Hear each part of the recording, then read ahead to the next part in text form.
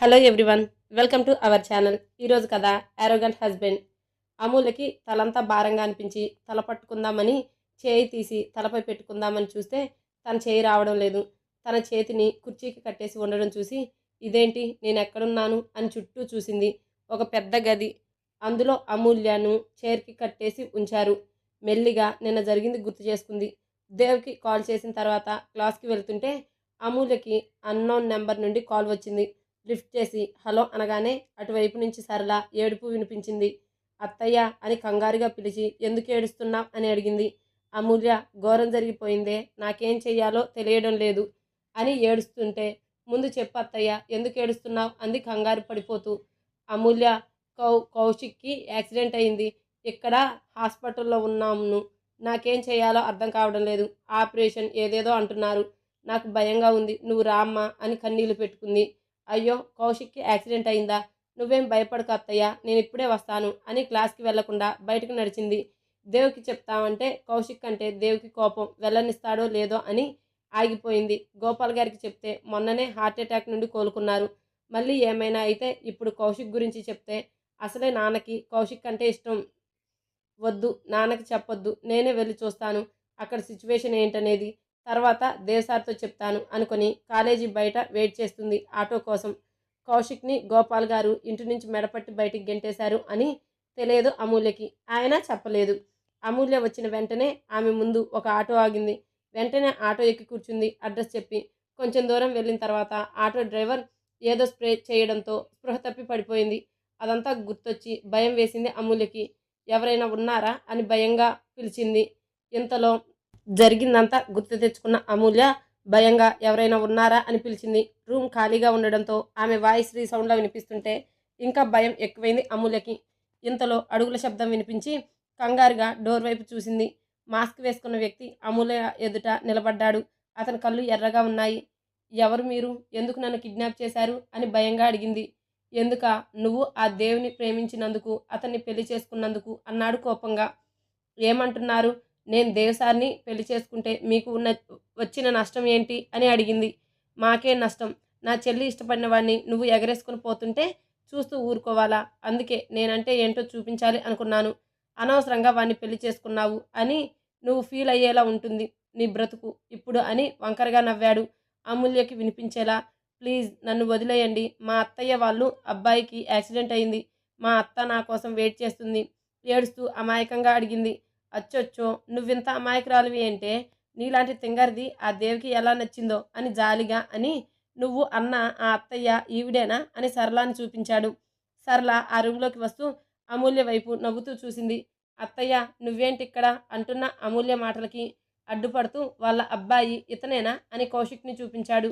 నార్మల్గా ఉన్న కౌశిక్ని చూసి షాక్ అయ్యి, కౌశిక్, నీకు యాక్సిడెంట్ అవ్వలేదా అని అడిగింది. మరీ ఇంత అమాయకంగా ఉండకూడదు, మమ్మల్ని ఇలా చూసినా అర్థం కాలేదా, నిన్ను ట్రాప్ చేసి తీసుకొచ్చామని కన్నింగా నవ్వుతూ అన్నాడు కౌశిక్. ఎందుకు నన్ను తీసుకొచ్చారు, నన్ను వదిలేయండి అని ఏడుస్తుంటే, వదిలేయడానికా నిన్ను తీసుకొచ్చింది, కాదు, నువ్వు నా చేతుల్లో చిత్రవద అనుభవిస్తే అది చూసి నీ మొగుడు, నీ బాబు కుళ్ళి కుళ్ళి ఏడవాలి అని కసిగా అన్నాడు కౌశిక్. కౌశిక్, ఎందుకు ఇలా మాట్లాడుతున్నావు, నాన్నని దేవసారిని ఏడ్పిస్తే ఏం వస్తుంది, వాళ్ళు ఏం చేశారు, ఏం చేశారా, ఆ దేవ్ నిన్ను పెళ్లి చేసుకొని నిన్ను నీ ఆస్తిని నాకు దక్కనివ్వకుండా చేశాడు, అంతేకాకుండా నా గురించి నీ బాబు ముందు బయట పెట్టాడు, నీ బాబు నన్ను మెడపట్టి ఇంటి నుండి బయటికి గెంటేశాడు, అందుకే ఇద్దరికి ఒకేసారి బుద్ధి చెప్పాలి, అందుకు నిన్ను ఏమైనా చేస్తే వాళ్ళ ఇద్దరి ప్రాణం సగం తీసినట్టే, అందుకే ప్లాన్ చేసి నిన్ను ఇక్కడికి తీసుకొచ్చాం. అత్తయ్య, నువ్వైనా చెప్పొచ్చు కదా కౌశిక్ చేస్తుంది తప్పని సరళాని అడిగింది.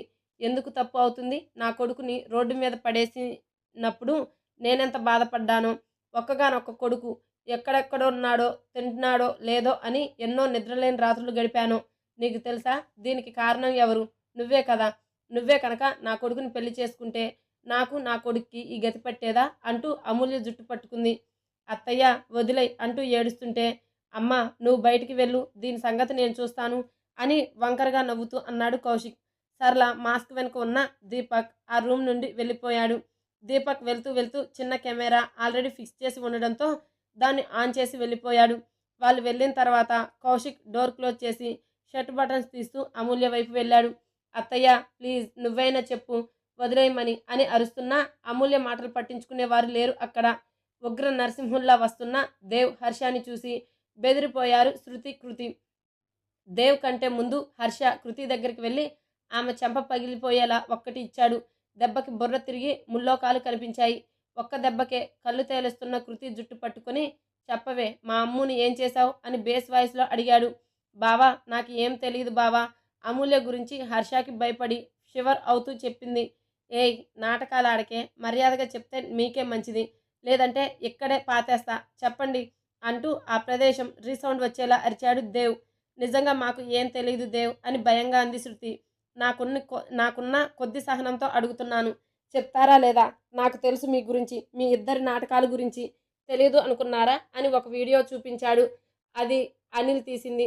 ఆ వీడియో చూసి గుటకలు మింగారు ఇద్దరు. దేవ్, హర్షకి తమ గురించి తెలిసిపోయింది అని అర్థమయ్యి ఒకరి ముఖం ఒకరు చూసుకున్నారు. చూసుకుంది చాలు, చెప్తారా లేదా అని కోపంగా అడిగాడు హర్ష. దేవ్, మేమిద్దరం హర్షని, కృతి, నిన్ను నేను ప్రేమించాం. మీరిద్దరూ శత్రువులుగా ఉండేవారుగా, అందుకే మా ఫ్రెండ్షిప్ హైడ్ చేశాం. అది మీ ప్రేమ కోసమే, అంతేకాని అమూల్య గురించి మాకు తెలీదు అంది శృతి. మీకు తెలీదు అంటే ఎలా నమ్మాలి? ఈ కృతి నువ్వు కలిసి రౌడీల చేత అమ్ముని చంపించాలి అని చూడలేదా? కృతితో పాటు ఇంకొకరి వాయిస్ కూడా రికార్డ్ అయింది. అది నీది అని కూడా మాకు తెలుసు. ఇంకా తప్పించుకోవాలని చూడకండి అన్నాడు హర్ష. అవును అని దేవ్ వాయిస్ రికార్డు వినిపించాడు. ఈ వాయిస్ నీది కాదు అన్నావంటే చంపేస్తా అని దేవ్ అరవగానే, నాదే దేవ్. అప్పుడు ఏదో కోపంలో అలా ప్లాన్ చేశాం. తర్వాత మేము ఏం చెయ్యలేదు. ఇప్పుడు అమూల్య ఏమైందో తెలీదు. మమ్మల్ని వదిలేయ్ అని ఏడుస్తూ అడిగింది శృతి. వీళ్ళు ఇలా అడిగితే చెప్పరు బ్రో, మన పద్ధతి పాటించాల్సిందే అన్నాడు హర్ష. దేవ్, కృతి శృతిని కోపంగా చూస్తూ రాజేష్ అని అరిచాడు. రాజేష్ కొన్ని వస్తువులు తెచ్చి అక్కడ పెట్టి వెళ్ళిపోయాడు. హర్ష యాసిడ్ బాటిల్ తీసుకొని, బ్రో, ఇది నువ్వు వాళ్ళపై పొయ్యి. నేను ఈ బెల్ట్ తీసుకొని యాసిడ్ వేసిన ప్లేస్లో బెల్ట్తో ముద్ర వేస్తాను. ఎలా ఉంటుంది అని అడిగాడు హర్ష. బాగుందిరా, ఇన్ని రోజులకి నీ ఐడియా నచ్చింది నాకు అని కన్నింగా నవ్వాడు దేవ్. వాటిని చూసిన కృతి, శృతికి పై ప్రాణాలు పైనే పోయాయి. దేవ్, వద్దు హర్ష, ప్లీజ్ వదిలేయ్ అని ఇద్దరు అరుస్తూ వేడుకుంటున్నారు. అయినా దేవ్, హర్ష వినడం లేదు. దేవ్ చేతికి గ్లౌజ్ వేసుకొని యాసిడ్ బాటిల్ క్యాప్ ఓపెన్ చేస్తున్నాడు. హర్ష బెల్ట్ చేతికి చుట్టుకొని రెడీగా ఉన్నాడు. కృతి శృతికి ఏదో సైగ చేస్తుంది. శృతి వద్దంటుంది. వాళ్ళని ఒక కంట గమనిస్తున్నారు Dev, Harsha. Dev bottle cap open చేసి కృతి దగ్గరికి వెళ్తుంటే భయంగా చూస్తుంది దేవ్ వైపు. యాసిడ్ బాటిల్తో యముడిలా వస్తున్న దేవుని చూసి భయపడిపోయింది కృతి. దగ్గరగా వస్తున్న దేవుని చూసి, వద్దు వద్దు దేవ్, చెప్పేస్తాను, నాపై యాసిడ్ పోయొద్దు అని అరిచింది కృతి. కృతి అని సీరియస్గా అరిచింది శృతి. నోర్మి, నీ కోసం నా మొహం పాడు చేసుకోవాలి అనుకోవడం లేదు, యాసిడ్ బాధితురాలు అవ్వాలి అనుకోవడం లేదు అని శృతిపై అరిచింది. ఏయ్, చెప్తావా లేదంటే యాసిడ్లో ముంచేయమంటావా అని అరిచాడు దేవ్. చెప్తాను దేవ్, అమూల్యని కిడ్నాప్ చేసింది దీపక్ అంది. దీపక్నా? వాడికేం అవసరం అని అడిగాడు హర్ష. ఎందుకంటే దీపక్ శృతికి సొంత అన్నయ్య కాబట్టి అంది. కొత్త విషయం తెలిసేసరికి షాక్ అయ్యాడు హర్ష. దేవ్ కొద్దిగా షాక్ అయ్యాడు. దీపక్ వెధవా అని తెలుసు కానీ శృతికి సొంత అన్నయ్య అని తెలియదు. అంతేకాదు, అతనికి హెల్ప్ చేసింది అమూల్య అత్త సరళ, ఆవిడ కొడుకు కౌశిక్. వాళ్ళ ద్వారానే అమూల్యని ఈజీగా కిడ్నాప్ చేశాడు అంది. అమూల్యను ఎక్కడ దాచాడు చెప్పు అని కోపంగా అడిగాడు హర్ష.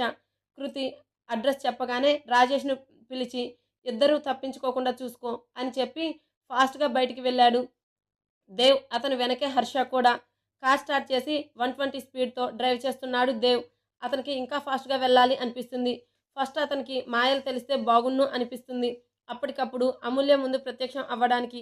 అమూల్య ఎంత పిలుస్తున్నా సరళ కనికరం లేకుండా ఆ కౌశిక్ దగ్గరకు వదిలి వెళ్ళిపోయింది. వాళ్ళు వెళ్ళిన తర్వాత డోర్ క్లోజ్ చేసి షర్ట్ బటన్స్ తీస్తూ అమూల్య వైపు వెళ్ళాడు కౌశిక్. అమూల్య కట్లు విప్పగానే పారిపోదాం అనుకున్నా ఆమెకు అవకాశం ఇవ్వకుండా జుట్టు పట్టుకొని వెనక్కి లాగాడు. ప్లీజ్ కౌశిక్, నన్ను వదిలే, నీకు దండం పెడతాను అని ఏడుస్తూ వేడుకుంది. దండం ఎందుకే, ముద్దు పెట్టు చాలు. నిన్ను ఫస్ట్ టైం చీరలో చూసినప్పుడే నీ అందాలు కనిపించాయి. అదేదో ముందే చూసి ఉంటే ఎప్పుడో నిన్ను నా సొంతం చేసుకునేవాడిని. కానీ మిస్ అయ్యాం. కానీ ఇప్పుడు మిస్ అవ్వవు. చూస్తుంటే ఇంకా ఫ్రెష్గా కనిపిస్తున్నా.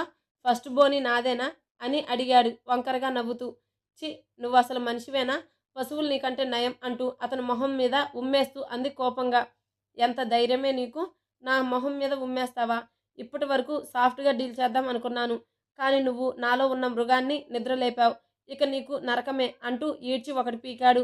కౌశిక్ కొట్టగానే వెళ్ళి కింద పడింది అమూల్య. కింద పడిన అమూల్యను చూసి పూర్తిగా తన షర్ట్ రిమూవ్ చూసి అమూల్య మీద పడబోతే పక్కకు దొర్లి లేచి నుంచుంది. కౌశిక్కి దొరకకుండా డోర్ దగ్గరికి పరిగెట్టేలోపు కౌశిక్ అమూల్య వెనకే వెళ్ళి అమూల్య చున్నీ పట్టుకొని లాగాడు. రెండు వైపులా పిన్నులు పెట్టడంతో కౌశిక్ లాగగానే బ్యాక్ సైడ్ డ్రెస్ చిరుగుతూ చున్నీ కౌశిక్ చేతిలోకి వచ్చేసింది. వెంటనే అలర్ట్ అయిన అమూల్య కంగారుగా వెనక్కి తిరిగి రెండు చేతులు ఎదకు అడ్డు పెట్టుకుంది. కౌశిక్ కన్నింగా నవ్వుతూ ఇప్పుడు ఎలా తప్పించుకుంటావే అని చేతిలో ఉన్న చున్నీ పక్కకు పడేసి అమూల్యం చేరుకొని ఆమెను ముద్దు పెట్టుకోవడానికి ట్రై చేస్తుంటే అతని చేతిని పట్టుకొని గట్టిగా కరిచేసింది. అమ్మా అని అరుస్తూ అమూల్యను వదిలేశాడు. కౌశిక్ వదలడంతో డోర్ ఓపెన్ చేయడానికి ట్రై చేస్తున్న అమూల్యను లాగి ఇంతకు ముందు కంటే గట్టిగా ఇంకొక చెంపపై కొట్టాడు. అతను కొట్టిన ఫోర్స్కి వెళ్ళి గోడను గుద్దుకొని నుదుటి నుండి రక్తం వచ్చింది. కళ్ళు బైర్లు కమ్ముతుంటే కింద కూర్చొని కళ్ళు మూస్తూ తెరుస్తూ చూస్తుంది. ఇక నువ్వు అడ్డు చెప్పవులే అని కన్నింగా నవ్వుతూ ఆమె వైపు వెళ్తుంటే దేవ్ సార్ ఎక్కడున్నారు, త్వరగా రండి అనుకుంది అమూల్య. ఇంతలో బల్లును డోర్ తెరుచుకుంది. ఎదురుగా చేస్తే రుద్రతాండవం చేస్తున్న శివుడిలా కనిపించాడు దేవ్. అతన్ని చూసి చిన్న చిరునవ్వుతో కళ్ళు మూసేసింది. దేవుని చూడగానే భయం వేసింది కౌశిక్కి. కానీ ఎక్కడ ఉన్నా చిన్న ధైర్యంతో దేవ్ వైపు వెళ్తూ రారా, నిన్ను చంపిన తర్వాత దాన్ని నా సొంతం చేసుకుంటాను అన్న మాట పూర్తవకుండానే దేవ్ తన్నడంతో వెళ్ళి 4 అడుగుల దూరంలో పడ్డాడు. వెనక గోడ తలకి తగలడంతో బుర్ర గిర్రును తిరిగింది. తల విదిలించి తలెత్తి చూస్తే దేవ్ కౌశిక్ కాలర్ పట్టుకొని ముక్కుపై పిడిగుద్దులు గుద్దాడు. రక్తం బొటబొట కారుతుంటే కౌశిక్ అరుస్తూ కేకలు పెడుతున్నాడు. కౌశిక్ తిరిగి కొట్టే ఛాన్స్ ఇవ్వకుండా పిచ్చకొట్టుడు కొట్టేస్తున్నాడు. అమూల్య కనిపించలేనప్పుడు పడిన బాధ కోపం మొత్తం కౌశిక్పై తీర్చుకున్నాడు. ఎలాగో లేచి దేవుని కొట్టడానికి చెయ్యెత్తాడు కౌశిక్. కానీ దేవ్ ఆ చేతిని పట్టుకొని వెనక్కి విరిచేశాడు కసితీరా. ఆ బాధకి కౌశిక్ పెట్టిన కేకలు ఆ బిల్డింగ్ మొత్తం వినిపించాయి. పక్క రూమ్లో ఉన్న సరళ కౌశిక్ అరుపులు వినిపించి అక్కడ వచ్చి చూస్తే దేవ్ కౌశిక్ని కొడుతూ కనిపించాడు. రే, నా కొడుకుని వదులు అని దేవ్కి అడ్డుగా వస్తున్న సరళను ఒక తోపు తోశాడు. దేవ్ ఆవేశం చూసి ఎక్కడ చంపేస్తాడో అని భయపడి రే, ఎక్కడ చచ్చారా, ఇక్కడ నా కొడుకుని చంపేస్తున్నాడు అని బయట కాపలా ఉన్న రౌడీలను పిలిచింది. వాళ్ళకి నా చేతిలో కోటింగ్ అయిపోయింది ఆంటీ, ఇక మిగిలింది నువ్వే అని అప్పుడే అక్కడికి వచ్చిన హర్ష లాగిపెట్టి సరళ చెంపపై కొట్టాడు. హర్ష కొట్టిన దెబ్బకి దవడపళ్ళు రాలి చేతిలోకి వచ్చేశాయి. చి, నువ్వు అసలు ఆడదానివేనా? నీ కూతురు లాంటి ఆడపిల్లతో వాడు నీచంగా బిహేవ్ చేస్తుంటే ఆపకుండా పక్క రూమ్లో కూర్చొని రెస్ట్ తీసుకుంటున్నావా అంటూ సరళ జుట్టు పట్టుకొని 2 చెంపలు వాయించేశాడు. అక్కడికి వచ్చిన లేడీ కానిస్టేబుల్ వైపు విసిరి వెళ్ళు, జీవితాంతం జైల్లో చిప్పకూడు తిను అంటూ దేవ్ వైపు చూశాడు. కౌశిక్ పీకపై కాలు వేసి తొక్కుతూ కనిపించాడు. దేవ్, వాడిని వదిలే, పోలీసులు చూసుకుంటారు, లైఫ్ లాంగ్ వీడు బయటికి రాకుండా చూద్దాం అన్నాడు దేవుని వెనక్కి లాగుతూ. కానీ దేవ్ హర్ష లాగుతున్న కౌశిక్ని వదలకపోవడంతో దేవ్ అమ్ము స్పృహలో లేదు, వెళ్ళి చూడు అనగానే కౌశిక్ని వదిలి అమూల్య దగ్గరికి వెళ్ళాడు దేవ్. అక్కడున్న పోలీసులని పిలిచి వీని తీసుకెళ్ళండి అని కంగారు పెట్టాడు. మళ్ళీ వచ్చి ఎక్కడ చంపేస్తాడో అని. ఆల్రెడీ అమూల్య కోసం అనిల్ని చంపేయడం గుర్తొచ్చి పోలీసులు కౌశిక్ని సరళను అక్కడి నుండి తీసుకెళ్ళిపోయారు. దేవ్ అమూల్య దగ్గరికి వెళ్ళి హేయ్ గుమ్మాడి లే అంటూ చెంపలు తడుతున్నా లేవడం లేదు. పైగా ఆమె నుదుటిన రక్తం వస్తుంది. చెంపలు 2 వాచిపోయి కనిపించడంతో దేవ్ కళ్ళు ఎర్రబడ్డాయి. వెనక్కి తిరిగి కౌశిక్ కోసం చూస్తే అక్కడ లేడు. రేయ్, ఎక్కడ్రా వాడు, వాడిని చంపేస్తాను అని కోపంతో ఊగిపోతున్నా దేవ్ని ఆపుతూ దేవ్, వాడు మన నుండి తప్పించుకోలేడు, వాడి సంగతి తర్వాత చూద్దాం, ముందు అమూల్యను హాస్పిటల్కి తీసుకువెళ్దాం రా అని తొందర పెట్టాడు. దేవ్ వెంటనే లేచి అమూల్యను చేతిలోకి తీసుకొని బయటకు పరిగెత్తాడు. హర్ష కూడా దేవ్ వెనక ఫాస్ట్గా వెళ్ళేసరికి దేవ్ బ్యాక్ సీట్లో అమూల్యతో కూర్చోవడంతో హర్ష డ్రైవింగ్ సీట్లో కూర్చొని కార్ని రోడ్డు మీద పరుగులు పెట్టించాడు. అమ్మ, ఎలాగో అమ్ముని కాపాడారు. కానీ దేవ్ అలిగి అమ్ముని పుట్టింటికి పంపిస్తే ఎలా ఉంటుంది? నెక్స్ట్ ఎపిసోడ్ తెలుసుకోవాలనుకుంటే please subscribe to my channel. Thank you.